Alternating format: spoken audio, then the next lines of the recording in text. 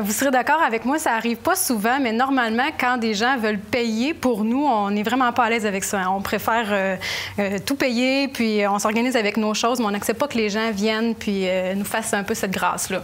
Oui, bien, on est un peu des orgueilleux, hein. Finalement, on veut s'en sortir soi-même. C'est toujours humiliant d'accepter que quelqu'un d'autre soit obligé de payer pour nous.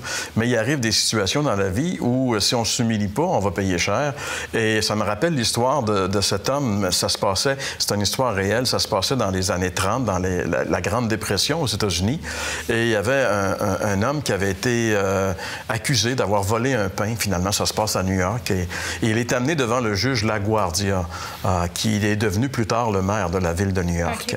Okay. Et alors, le juge voit ce monsieur arriver devant lui, puis c'est un homme avec un grand cœur, le juge LaGuardia. Puis là, il voit que cet homme-là a dû voler un pain pour se nourrir. Tu sais, il réalise qu'on est dans une crise économique incroyable. Puis il est le juge, il doit condamner la personne parce qu'il représente la loi. Mais il voit ce personnage, c'est pas un bandit, c'est quelqu'un qui a voulu juste manger. Il est touché, mais il doit le condamner. Et dès qu'il l'a condamné à 10 $ d'amende, qui à l'époque était quand même une somme assez considérable, surtout à cette époque-là.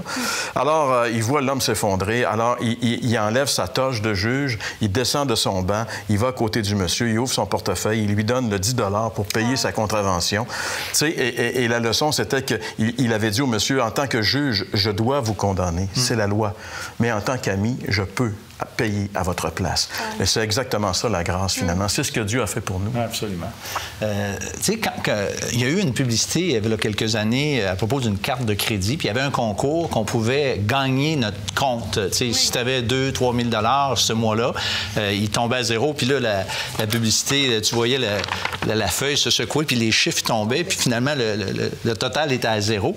Et puis, quand c'est un concours, on est plutôt fier d'exprimer, gage, j'ai gagné, j'ai eu mon compte Visa payé, mais le problème, c'est quand il est question de Dieu qui décide à l'avance de nous faire grâce, c'est comme si c'était beaucoup plus difficile d'accepter parce qu'on veut absolument mériter quelque chose. Mais l'Évangile, c'est pas quelque chose qui se mérite, c'est quelque chose que Dieu donne.